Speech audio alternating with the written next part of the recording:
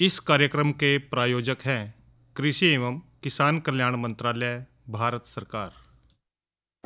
हर जोखिम से निकल कर फसल आए, सुरक्षित हो जाए।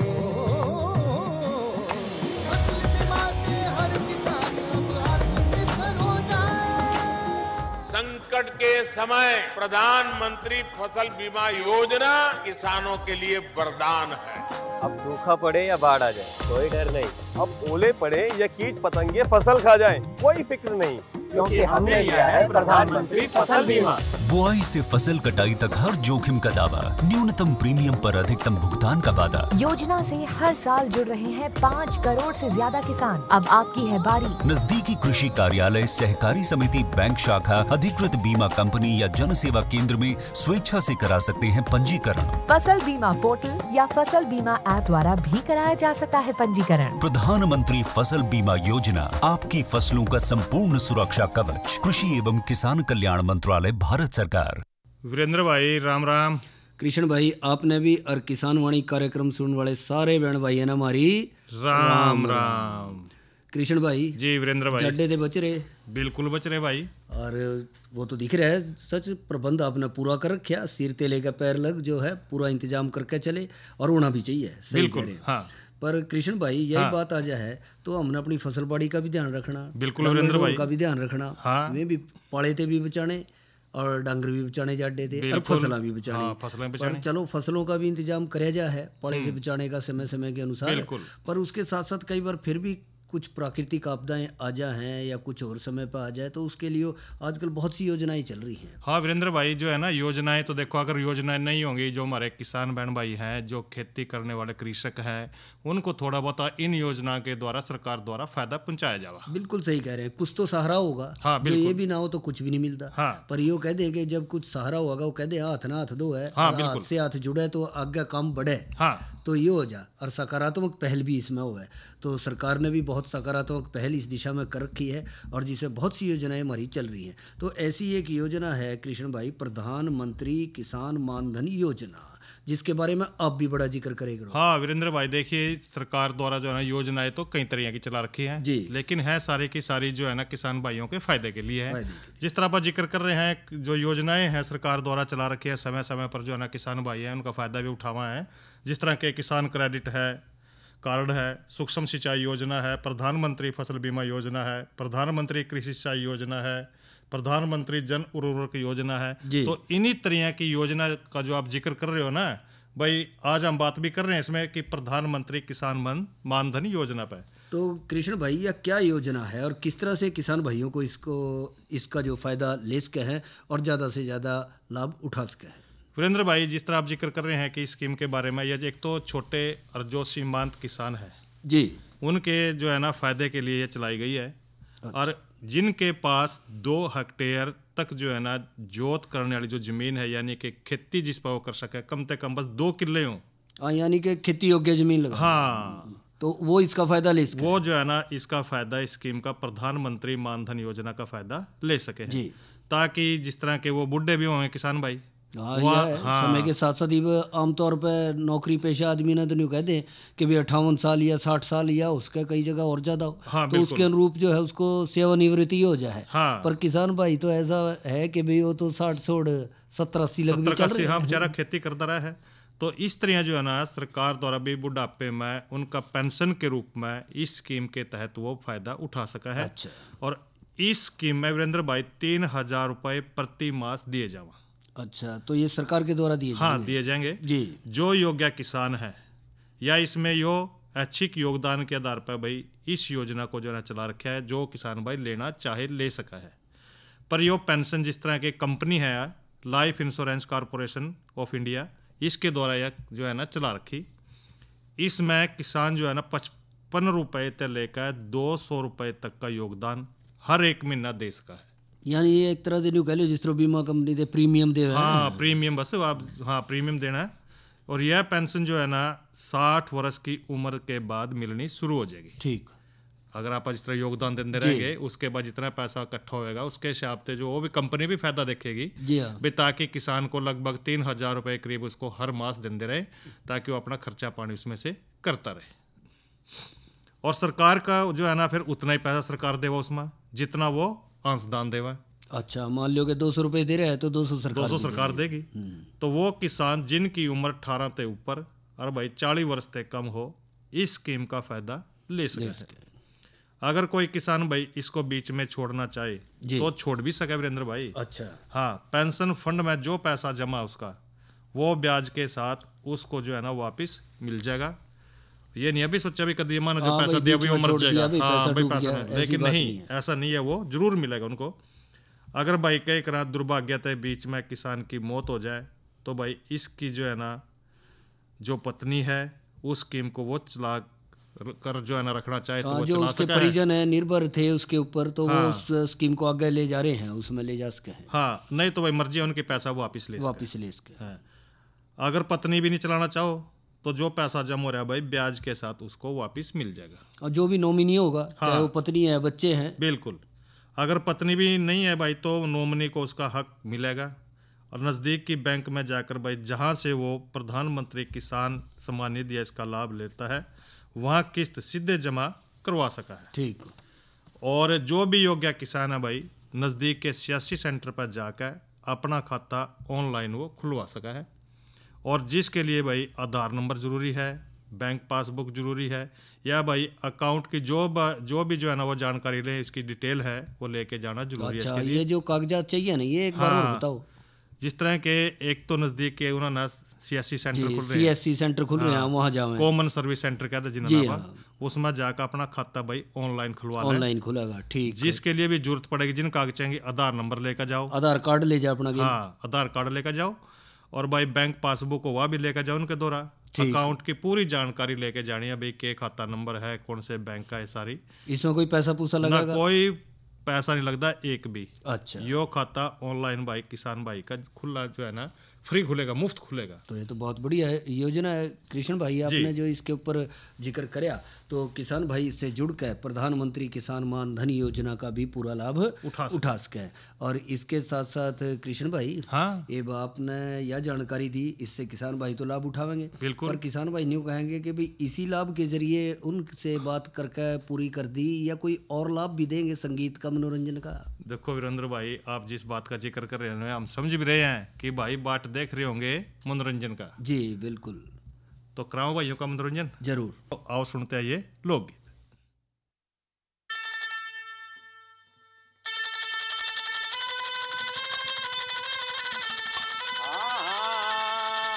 न्यू बोलिए मैं क्यों बांधी मारूं ए थारे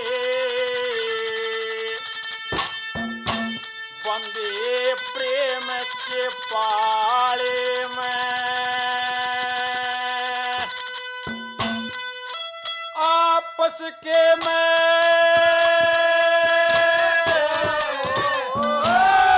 आपस के में चले सारे क्यों बुंडी बड़ो बेचारे मैं क्यों बंदी मारूं थारे बंदे प्रेम के पाले में आपस के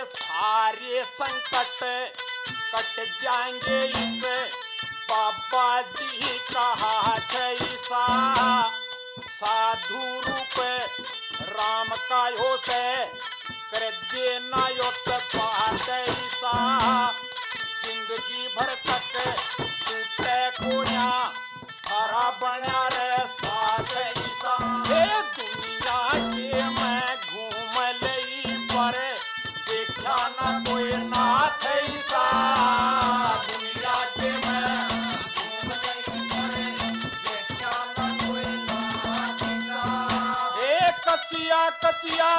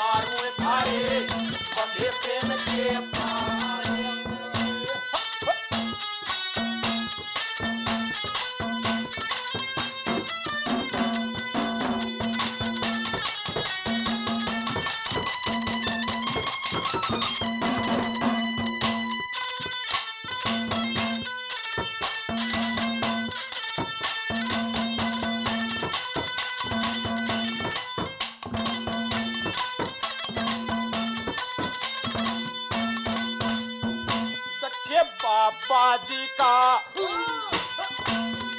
ए बाबा जी का जकर करे मत मेरे जकर में कट कैसे, धर्म कर्म की ना जाने वो अधम बेताल अट कैसे, चंद किरण इस बाबा ते मेरा बोलन ने मन भटके से, तक सोच समझ के पाधारी तेरा प्यारियों पे लम झट कैसे, सोच समझ के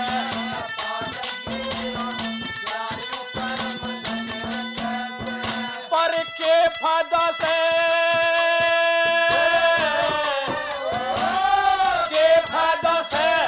बाबा के संगे थोड़ी जिंदगी गाड़े मैं क्यों भंगी मारू थारे मध्य प्रेम के पारे में आपस के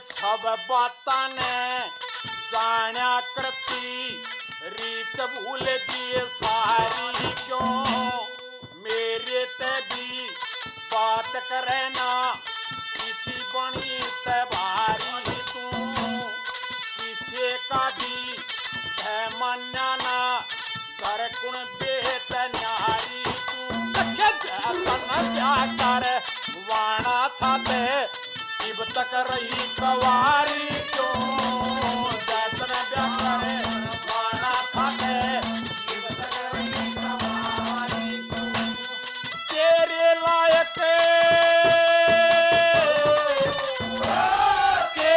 लायक कार नहीं से क्यों पैर धरे से साले मैं क्यों बंदी मारू थारे बंदे प्रेम के पहाड़े में,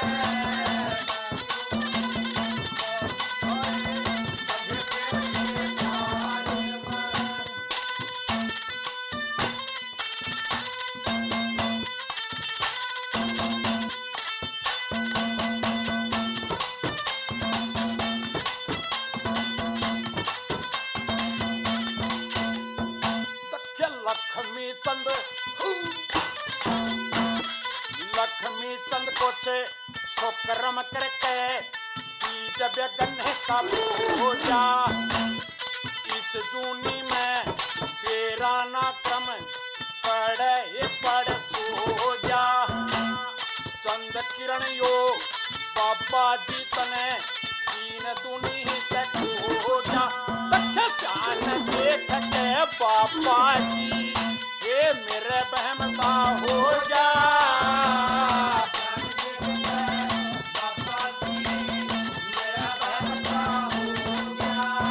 तू तो इसी प्रेम में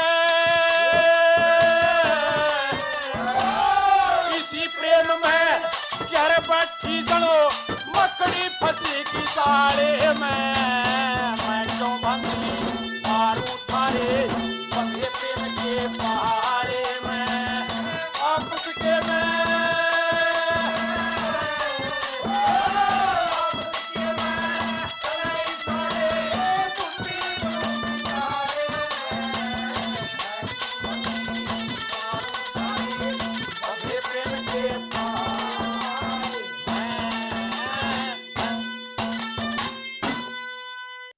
वीरेंद्र भाई जी कृष्ण भाई, ये तो सुनवाई आपने भाइयों को बहुत बढ़िया रागनी और गायक कलाकार थे शीशा सिंह और उनके साथी जी। और अब जो है ना वीरेंद्र भाई देखिए मौसम भी थोड़ा गड़फड़ करने लग रहा है। हाँ बिल्कुल, कड़ी बूंदाबांदी कर रहा है, कड़ी हवा चला रहा है ठंडी, इसकी भी थोड़ी जानकारी दो जरूर। किसान भाइयों राम राम। मौसम पूर्वानुमान एवं कृषि सलाह के साथ मैं हूं डॉक्टर ममता। मौसम विशेषज्ञ कृषि विज्ञान केंद्र कुरुक्षेत्र। किसान भाइयों, कुरुक्षेत्र जिले का आज का अधिकतम तापमान 19.4 डिग्री सेल्सियस रहा, जो कि कल के मुकाबले 5.4 डिग्री सेल्सियस अधिक है। न्यूनतम तापमान 7.7 डिग्री सेल्सियस रहा, जो कि कल के मुकाबले 1.5 डिग्री सेल्सियस कम है। नमी की बात करें तो सुबह और शाम की सापेक्ष आर्द्रता और 80% रही। हवा की रफ्तार 8 किलोमीटर प्रति घंटा रही। अब हम बात करते हैं आने वाले मौसम के पूर्वानुमान की। किसान भाइयों, 16 जनवरी तक मौसम आमतौर पर परिवर्तनशील रहने का अनुमान लगाया जा रहा है। इस दौरान धुंध आने और ठंडा दिन रहने का अनुमान भी लगाया जा रहा है। साथ ही किसान भाइयों, रात्रि तापमान में गिरावट आने का अनुमान लगाया जा रहा है। तापमान में गिरावट 2 से 4 डिग्री सेल्सियस तक की आ सकती है। अब हम बात करते हैं मौसम पूर्वानुमान आधारित कृषि सलाह की। किसान भाइयों, वातावरण में नमी अधिक होने के कारण गेहूं की फसल में सफेद रतुआ बीमारी होने की संभावना हो सकती है। आप अपने खेतों की निरंतर जांच करते रहें। धन्यवाद।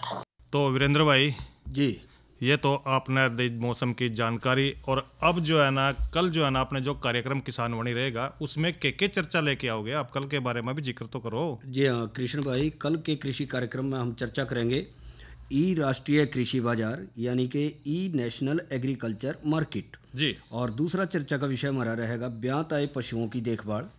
और एक जानकारी देंगे कृष्ण भाई प्राकृतिक कृषि में जैविक खाद निर्माण व उपयोग पर, और इसके साथ साथ मौसम की जानकारी रहेगी जी।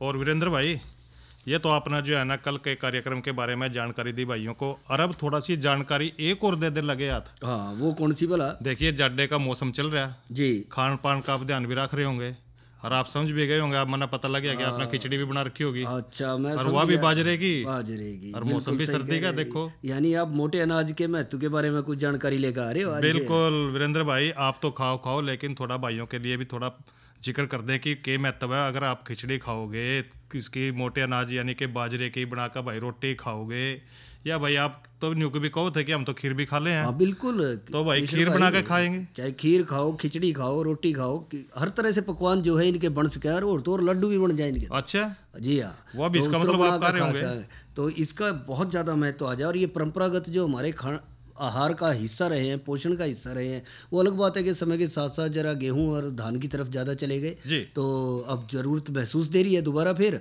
और वो क्या ज़रूरत है, आप जिक्र कर रहे थे कि इसका बहुत फ़ायदा है, तो क्या कुछ फ़ायदा है जिससे कि किसान भाई भी इससे फ़ायदा उठा सके? देखिए वीरेंद्र भाई, जो भोजन खाने के लिए हमारा जो पारंपरिक तरीके है ना, एक तो मौसम के अनुसार भाई खाने के ऊपर थोड़ा सा जोर देना यो चाहिए कि भाई जैसा मौसम हो उसके अनुसार खाएं जी।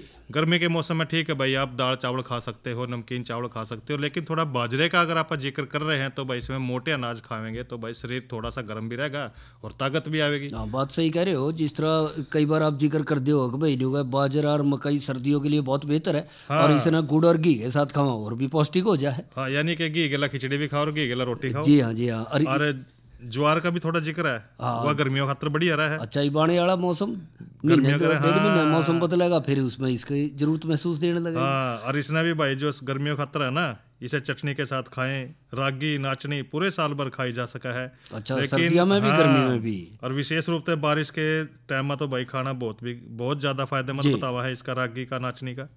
और इसके डोसा बना सको हो, लाडू बना सको हो, दलिया, ये सारी चीजें बनाकर आप खा सको हो।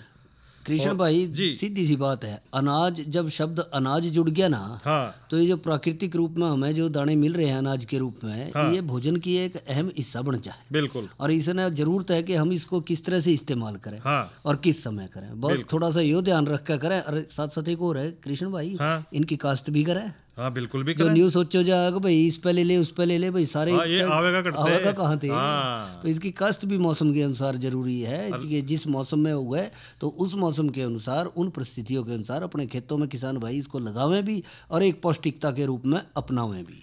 देखिए वीरेंद्र भाई, बात तो आप ये है कि मुख्य बात तो यह जिक्र करेंगे कि जहाँ पर भाई पानी की थोड़ी सी दिक्कत आवा ना, सिंचाई की, तो उस करके भाई ऐसी फसल जिस तरह के बाजरा है, रागी है, मक्की है, इसकी फसल लेना बड़ा जरूरी है। एक तो देखो इसमें कम पानी लगेगा और उपज जो है ना इसकी ज़्यादा निकलेगी इसमें, और खाने पीने की पौष्टिकता बढ़ेगी, शरीर के लिए ताकत देगा। ये तो कृष्ण भाई आपने वो कर दिया, एक पंथ दो काज, और उसमें ये हो गया कि भाई पानी भी बच रहा है, बिल्कुल, जिसकी आज बहुत ज़रूरत है, बहुत अहमियत है। तो उसके साथ साथ जो है उसका भी ध्यान हमने रखना है, और इसके साथ साथ पौष्टिकता से भरपूर अनाज हमने खाने में मिलेगा तो उसका अलग ही महत्व रहेगा जो देखा जाएगा। और देखिए वीरेंद्र भाई, जलवायु के अनुकूल अगर फसल लेंगे, मोटे अनाज सेहत खातर आप जिक्र भी कर रहे हैं कि लाभदायक है। जलवायु परिवर्तन का भी भाई बेहतर ढंग से यूँ सामना कर पाने में पूरा सक्षम है। एक तो भाई देखो थोड़ी समस्या तो है कि इसमें कीट तो लगा ही है, जिस तरह के थोड़ा बैन्यू बना रहा है वीरेंद्र भाई, जिस तरह वो पक्षी टाने पड़ेंगे आप। हाँ थोड़ा सा है, पर वो जो सुंडी वगैरह आ जाए, ऐसी चीजें आ जाए, वो कम है। पक्षियों का लिए थोड़ा सा रक्षा करनी है कृष्ण भाई। पक्षियों ने भी तो पौष्टिक आहार चाहिए, तो प्राकृतिक रूप में उनने तो अपना असर दिखाना ही है फिर। बिल्कुल। तो उनको भी कहीं ना कहीं पर यो है कि जब फसल लगाई है तो उनसे थोड़ा बचाव भी हमने रखना पड़ेगा। और छोटे किसानों खातर भाई व्यवहारिक विकल्प है, और मोटे अनाज की खेती तो भाई खर्च कम होएगा, और वही छोटे और जो सीमांत किसान हैं उनकी आय में जो है ना बढ़ोतरी होगी। और भाई उच्च पोषण और स्वास्थ्य लाभ भी देखो, मोटे अनाज में जितने पोषक तत्वों का भंडार है ना, इतने दूसरे उनमें अनाज में नहीं है। मतलब जिस तरह कैल्शियम की बात कर लें, जिंक की कर लें, मैग्नीशियम की कर लें, या फास्फोरस, कॉपर, विटामिन, आयरन, ये सारे मिल जाएं इसमें। बिल्कुल बिल्कुल सारे मिला है वीरेंद्र भाई। तो इस तरह जो सारे गुण है वनस्पति रसायन प्रचुर मात्रा में इसमें पाए जावा है। तो इसमें कई ग्राम भाई प्रोटीन जो है ना 7 से 12%, वसा 2 से लेकर 5%, और कार्बोहाइड्रेट वीरेंद्र भाई 65 से लेकर 75% देखो। अच्छा, पर्याप्त है इसमें। मोटे अनाज जो है ना ग्लूटेन मुक्त जो है ना होने के कारण इसमें पेट के रोगों के लिए बहुत बढ़िया माने जावा। और इस तरह के अगर हम भाई कुपोषण तय जो निपटने खातर प्रभावी ढंग से अगर इनका प्रयोग करेंगे तो स्वास्थ्य के लिए लाभ रहेंगे। और इसके साथ साथ कृष्ण भाई एक सबसे बड़ा फायदा ये रहेगा कि जहाँ की थोड़ी जमीना हल्की हैं, जो कि जिनमें गेहूं धान वगैरह की काश्त जो है थोड़ा दिक्कत आ रही है किसान भाइयों ने, तो उन इलाकों में, उन खेतों में जो है इनकी खेती सफलतापूर्वक करी जा सके है, और किसान भाई ज़्यादा से ज़्यादा फायदा लेंगे। और जब ये खेतों में उगाए जाएंगे तो जाहिर है कृष्ण भाई ये बाजार में भी आवेंगे। बिल्कुल। और जब बाजार में आवेंगे फिर जो है सभी लोग उसको खरीद के उससे ज़्यादा से ज़्यादा फायदा ले सकेंगे। वीरेंद्र भाई थोड़ी सी एक बात ये भी है, नहीं आजकल के बच्चे कम ही खावा है। हाँ खावे तो है, पर वही बात है कृष्ण भाई कि जब घर में आवेगा बनेगा, जो घर के बड़े बुजुर्ग इसको जो एक प्रोत्साहन के रूप में घर में इस्तेमाल करेंगे मौसम के अनुसार, तो सभी खाएंगे। ये बात आपने देखा होगा, एक दिन मैं देख रहा था घर आप मक्की की रोटी और चना का सरसों का साग भी खा रहे थे, बीच में देखिए मिक्स, आप खुद भी खा रहे थे और बच्चा भी खा रहे थे, और आपने मेरे के लिए मैं भी ला लिया के लिए। नहीं देखो खाना तो देखो धीरे धीरे अगर जो बच्चे नहीं खाते हैं उनको सिखा देंगे, उनको बताना भी चाहिए। देखो बड़े चाव से खाया सबने, देख लिया। देखो भाई मक्की की रोटी कितना स्वादिष्ट बना भाई, बाजरे की रोटी खाओ, बाजरे की खिचड़ी बनाओ। और आजकल का मौसम वीरेंद्र भाई सर्दी का मौसम है, इसमें तो खाना बहुत लाभदायक रहेगा। और आज तो वैसे भी पर्व लोहड़ी का है, तो त्योहारों का मौसम चल रहा है, कल मकर संक्रांति है, तो अलग अलग पकवान भी घर में बने रहे, तो इनके भी पकवान बना सके। हाँ बिल्कुल बना सके, लड्डू बना लो बाजरे के। जी हाँ, इनको भी इस्तेमाल कर सके। तो कृष्ण भाई या तो आपने जानकारी दी मोटे अनाज के महत्व पे, ये भी एक और चर्चा कर लें आज की नसीहत के तहत के छिड़काव यंत्रों के प्रयोग में सावधानियाँ।